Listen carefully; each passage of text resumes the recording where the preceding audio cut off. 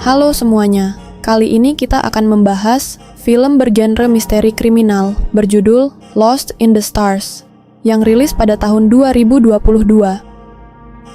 Film ini bercerita tentang suami istri yang sedang liburan di sebuah pulau untuk merayakan hari pernikahan mereka.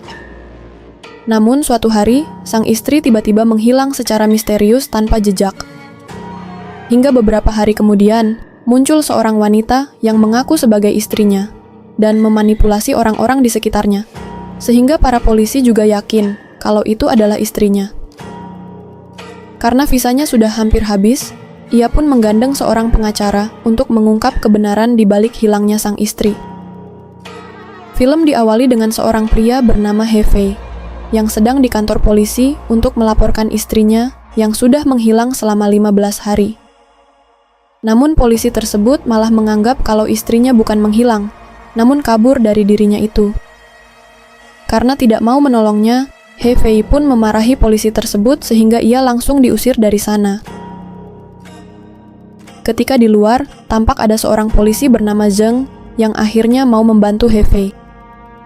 Ia pun mengatakan kalau visanya akan berakhir 5 hari lagi, sehingga ia harus segera menemukan istrinya itu. Zheng pun memberi kartu namanya dan mengatakan akan membantunya mengusut kasusnya.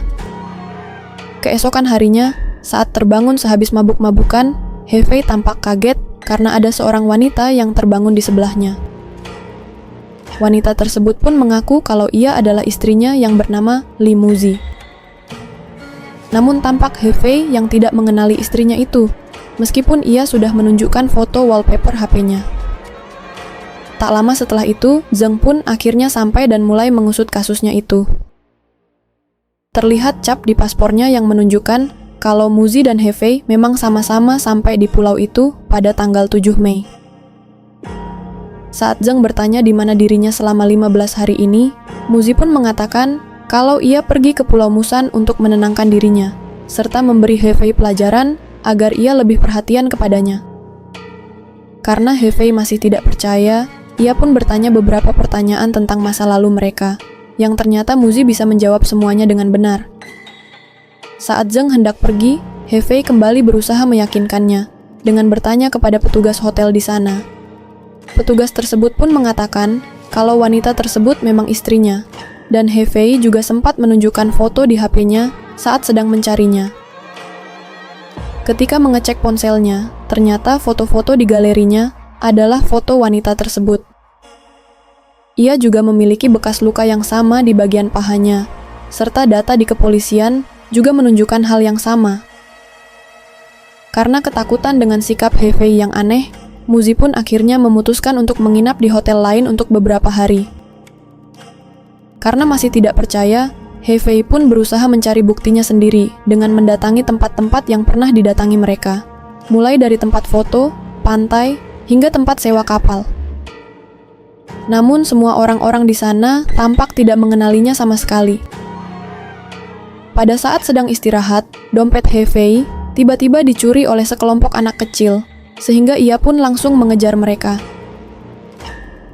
Namun di tengah perjalanan, ada seorang wanita yang datang menghadangnya dan memperingati Hefei kalau daerah tersebut sangat berbahaya karena dipenuhi preman setempat. Ketika wanita tersebut membuka helmnya, preman tersebut pun mengembalikan dompetnya kepada Hefei. Di dompetnya, terdapat sebuah bon dari toko buku yang tepat berada di depannya saja. Melihat ada CCTV di tokonya, Hefei pun mencoba meminta rekamannya kepada pemilik toko. Namun ternyata Muzi juga berada di sana. Karena Hefei masih bersikeras meminta rekaman CCTV-nya, pemilik toko tersebut pun meminta Hefei memanggil polisi agar ia mau menunjukkannya. Lagi-lagi, rekaman CCTV di toko tersebut kembali menunjukkan kalau itu adalah wanita yang sama, yang datang bersama Hefei di hari itu. Diketahui kalau Hefei ternyata mengalami gangguan otak, sebab sering melakukan aktivitas menyelam, sehingga dokternya pun meresepkan obat dari luar negeri untuk mengobati gangguan otaknya itu.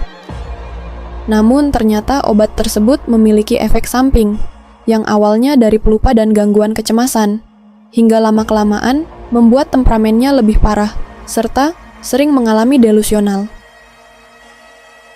Karena buktinya sudah kuat, Zheng pun memperingati He Fei kalau kasusnya sudah ditutup, sehingga ia memintanya untuk tidak menghubunginya lagi. Ketika sedang di bar, ternyata wanita yang menolong He Fei tadi adalah seorang pengacara yang sedang mengusut sebuah kasus.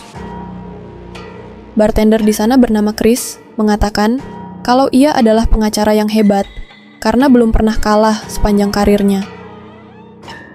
Secara kebetulan ternyata pengacara tersebut juga sedang berada di sana, sehingga He Fei pun langsung mendatanginya. Diketahui pengacara tersebut bernama Chen Mai.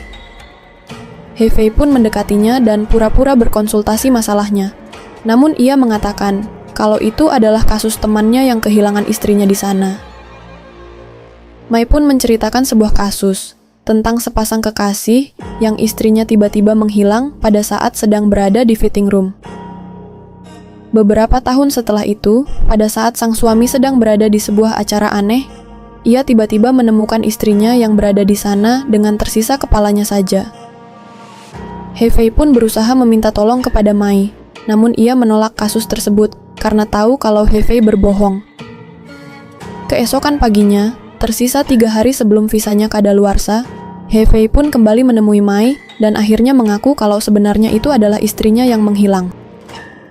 Mai pun akhirnya setuju membantunya, dan ia langsung bertanya-tanya tentang informasi terkait Muzi. Diketahui kalau Muzi dan He Fei bertemu pertama kali pada saat sedang latihan diving.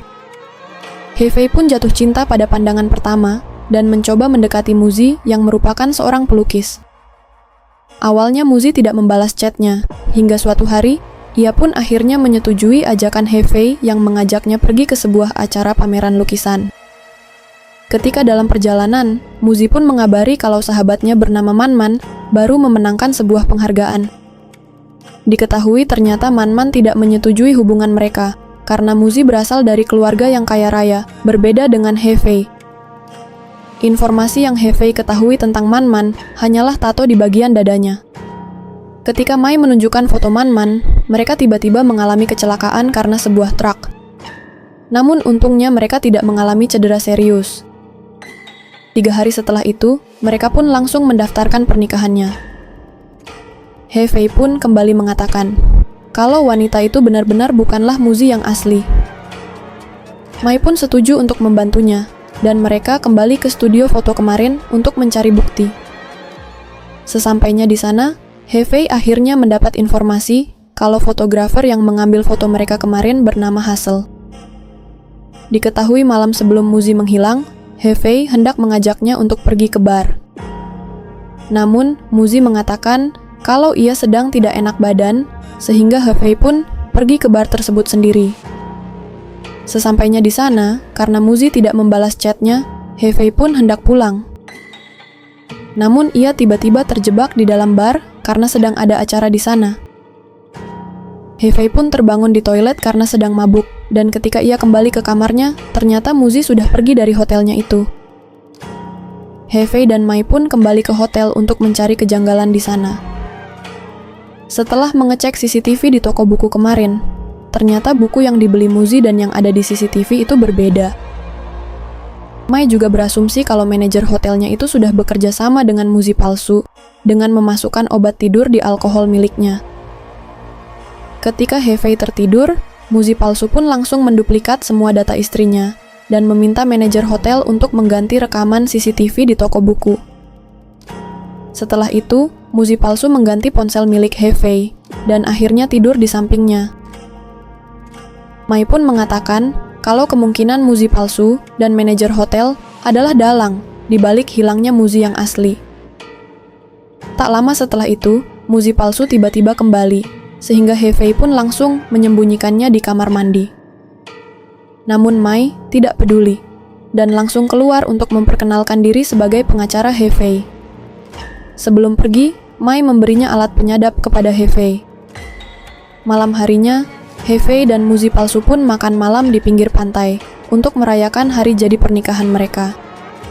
He Fei pun mengatakan kalau ia akan membayar berapapun agar ia mau membebaskan istrinya. Namun, Muzi palsu mengatakan kalau ia sudah bertanya dengan rumah sakit jiwa di sana dan mengatakan kalau ia bisa memasukkan Hefei di sana, sehingga semua hartanya akan jatuh ke tangannya karena ia adalah istri sahnya. Karena Muzi palsu terus memancing emosinya, Hefei pun langsung melemparnya, yang membuat orang-orang di sekitar sana mengira kalau Hefei sedang menyiksanya. Petugas di sana pun menahannya, sehingga Mai langsung membawanya pergi dari sana. Keesokan harinya, 2 hari sebelum visanya kadaluarsa. Ketika di dalam perjalanan, mereka tiba-tiba diikuti oleh orang tak dikenal, namun untungnya Mai berhasil menghindar, dan langsung pergi ke sebuah lokasi yang ternyata adalah markas dari komplotan Muzi palsu. Terlihat di sana banyak paspor palsu, serta ada foto asli Muzi. Namun sialnya, orang yang mengejar mereka tadi berhasil menyusul, dan untungnya mereka berhasil kabur lagi dari kejaran tersebut. Dari bukti-bukti yang ditemukan, akhirnya diketahui kalau Hefei adalah seorang pejudi, sehingga Mai menganggap kalau Muzi yang asli sengaja kabur setelah tahu kalau Hefei bukanlah pria baik-baik seperti yang ia kira. Mai juga menunjukkan bukti kalau Muzi sempat membatalkan tiket pulangnya, serta uang-uang di rekeningnya menghilang dalam jumlah yang sangat besar setelah ia menghilang. Mai pun kembali memaksa Hefei untuk mengaku apa yang sudah ia sembunyikan selama ini. Namun Hefei tidak menjawab dan langsung pergi dari sana untuk menenangkan diri. Tak lama setelah itu, Hefei pun bercerita tentang masa lalunya, yang dimana ayah dan ibunya adalah orang tua yang problematik, sehingga ia hanya lulus SMA saja. Setelah itu, ia pun pergi ke Shanghai dan bekerja serabutan di sana. Ia pun akhirnya bekerja menetap sebagai instruktur penyelam. Namun gajinya juga tidak terlalu tinggi dan hanya cukup untuk memenuhi kebutuhan sehari-harinya. Hingga suatu hari, Hefei mendapatkan iklan judi dan selalu menang di setiap permainannya. Tak lama setelah itu, Hefei pun mulai kecanduan hingga ia melanjutkan judinya itu di dunia nyata. Dan benar saja, Hefei berhasil menjadi orang yang cukup sukses dalam waktu singkat. Namun sayangnya, keberuntungannya akhirnya berakhir, hingga ia terus-terusan kalah. Tanpa disadari, Hefei bahkan berani meminjam uang dari rentenir, dan akhirnya kembali miskin karena kecanduan judi. Hingga suatu hari, Hefei pun bertemu dengan Muzi, dan ia menceritakan tentang hutangnya yang menumpuk itu. Mendengar Hefei yang bersungguh-sungguh untuk tidak berjudi lagi, Muzi pun meminjamkan kartu ATM-nya agar Hefei bisa melunaskan hutangnya. Ia pun benar-benar melunasi semua hutangnya, dan Hefei kini mengambil alih usaha ayah Muzi. Keesokan paginya, tersisa 1 hari sebelum visanya kadaluarsa. Mai pun berhasil menemukan informasi tentang orang yang mengejar mereka semalam.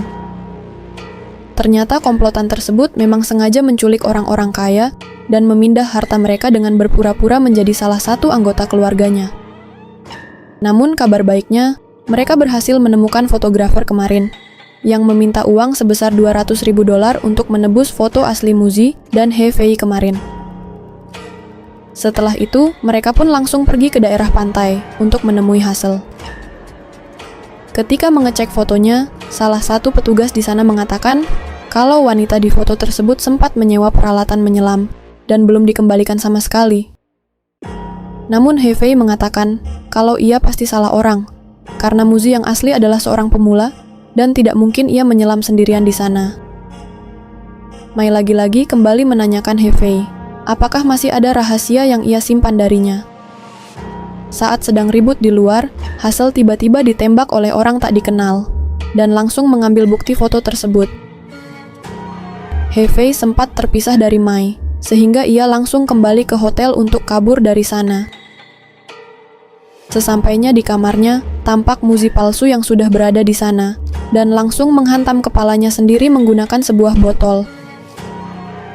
Tak lama setelah itu, polisi pun akhirnya sampai, dan langsung menangkap Hefei yang sedang mencekik Muzi palsu. Ketika terbangun, tampak Hefei yang terbangun di sebuah rumah sakit. Dokter di sana mengatakan kalau penyakitnya sedang kambuh, sehingga ia hendak menyuntikkan sebuah obat penenang untuknya. Namun tak lama setelah itu, polisi Zheng datang bersama Muzi palsu dan juga orang yang mengejar mereka kemarin, yang ternyata mereka semua adalah satu komplotan. Dokter di sana pun mengatakan kalau mereka akan melakukan operasi dalam 1,5 jam lagi. Hefei pun langsung dibius, dan kepalanya juga dicukur habis. Pada saat tengah malam, Hefei pun akhirnya terbangun dan operasi hendak dilakukan sebentar lagi. Namun ternyata suster yang datang adalah Mai. Ia pun mengatakan kalau dokter di sana hendak melakukan operasi otak nanti, serta polisi Zheng juga sudah membuat laporan kalau Hefei lah yang bertanggung jawab atas kematian Hassel. Mai pun mengatakan kalau mereka sudah kalah dan satu-satunya solusi agar mereka bisa menang adalah dengan mencari keberadaan Muzi yang asli. Mai pun mengatakan kalau Hefei sebenarnya mengetahui di mana Muzi berada, namun selama ini ia berbohong kepadanya. Diketahui ternyata Muzi dan Hefei memang menyewa alat penyelam kemarin. Malam di hari Muzi sakit, ternyata itu juga hanyalah kebohongan belaka, karena Hefei berniat untuk bertemu dengan salah satu klien perusahaannya. Sebelum pergi, Hefei sempat menyuruh Muzi untuk pergi Pantai Luna, karena ia sudah berjanji untuk menyelam bersama malam itu. Hefei juga bukan terjebak di dalam bar, melainkan ia sengaja menawarkan diri agar bisa mabuk dan kabur melalui jendela toilet. Setelah itu, Hefei pun menemui Muzi di Pantai Luna untuk menyelam bersama. Namun Mai ternyata sudah mengetahui kalau Hefei sebenarnya kembali sendiri dari pantai tersebut dan menghancurkan ponsel milik Muzi. Namun lagi-lagi, Hefei menganggap kalau cerita Mai itu adalah sebuah kebohongan. Namun Mai mengatakan kalau Hefei memang sudah menargetkan Muzi setelah mengetahui kalau ia berasal dari keluarga kaya raya. Mulai dari mencari informasi tentang hobi Muzi, hingga kecelakaan yang ternyata sudah disiapkan semuanya guna mendekati Muzi. Mai pun kembali memancing Hefei, agar ia mau mengaku di mana sebenarnya Muzi berada. Mai juga meyakinkan Hefei, kalau ia akan membebaskannya dari segala tuduhan, asalkan Hefei mau memberitahu di mana lokasi Muzi saat ini. Namun lagi-lagi, Hefei mengatakan kalau ia tidak tahu apa-apa. Mai pun masih berusaha menekan Hefei dengan mengatakan kalau para dokter akan segera mengoperasinya jika ia tidak mau segera mengaku. Setelah ditekan berkali-kali oleh Mai, Hefei pun akhirnya mengaku kalau Mai berada di Mohsha Lighthouse. Akhirnya diketahui, setelah membayar seluruh hutangnya, ternyata Hefei kembali berjudi dan kalah hingga 10 juta. Muzi yang sudah muak dengan Hefei, akhirnya memutuskan untuk tidak mau membantunya lagi, dan sudah tidak peduli apa yang akan terjadi kepadanya nanti. Diketahui Muzi juga sudah berniat menceraikannya. Hefei pun sempat membaca berita tentang seorang wanita yang menghilang, dan seluruh hartanya kini diwariskan ke suaminya. Membaca hal tersebut, Hefei memiliki ide yang sangat jahat, yaitu ia berniat untuk menghabisi Muzi, agar seluruh hartanya nanti bisa jatuh ke tangannya. Hefei pun berpura-pura mengatakan kalau ia sudah berubah kali ini, dan karena minggu depan adalah 1 tahun pernikahan mereka, ia pun berniat membawa Muzi ke Barlandia untuk melihat bintang dari bawah laut. Muzi yang percaya pun membatalkan niatnya untuk menceraikan Hefei. Ia pun mengatakan kepada Mai kalau ia akan melakukan apapun demi menyelamatkan dirinya, meskipun itu artinya ia harus mengorbankan istrinya. Karena merasa kesal, Mai pun langsung pergi dari sana. Dan Hefei pun akhirnya berhasil kabur dari sana. Ketika keluar, tampak lokasi rumah sakit tersebut yang berbentuk seperti sebuah labirin. Sesampainya di sebuah lokasi, akhirnya diketahui kalau Mai adalah Man-Man yang menyamar selama ini. Man-Man mengenal Muzi pada saat mereka masih sekolah. Hubungan mereka pun menjadi semakin dekat sejak Muzi menyelamatkan Man-Man yang berniat untuk loncat dari balkon sekolah karena sudah lelah terus-terusan dibully. Tato tersebut ternyata dibuat oleh Muzi untuk menutupi bekas luka Man-Man. Mereka pun berpisah jalan setelah sekian lama bersama, karena Man-Man memutuskan untuk menjadi sutradara teater di Inggris, sedangkan Muzi kembali ke Shanghai. Muzi pun sempat mengabari Man-Man kalau ia akan menyelam di malam sebelum ia menghilang. Namun sejak saat itu, Man-Man tidak bisa menghubunginya, sehingga ia langsung berangkat ke Barlandia untuk mencari Muzi. Man-Man yang sudah mengetahui kalau Hefei pasti tidak akan mengaku, akhirnya memutuskan membuat skenario untuk menjebaknya. Ia pun memanggil seluruh anggotanya, dan mereka pun langsung menyiapkan semua hal layaknya sebuah teater, hanya untuk membuat Hefei mengaku di mana keberadaan Muzi. Tak lama setelah itu, polisi pun akhirnya sampai dan langsung menangkap Hefei. Mereka pun mengabari kalau mayat Muzi sudah ditemukan, yang ternyata ia berada di sebuah kandang di bawah laut. Ketika di dalam penjara, Man-Man pun menemui Hefei dan menunjukkan sebuah lanyard. Adegan lalu flashback memperlihatkan Hefei dan Muzi yang memang sempat menyelam di bawah untuk melihat pemandangan di sana. Namun Hefei mengunci Muzi di dalam dan langsung pergi meninggalkannya di sana. Muzi pun hendak memberikan sebuah lanyard yang ternyata adalah hasil USG yang hendak ia berikan pada saat Hefei meninggalkannya di sana. Melihat hal tersebut, Hefei pun langsung menangis dan menyesali perbuatannya karena ia sudah membunuh orang yang sangat mencintainya.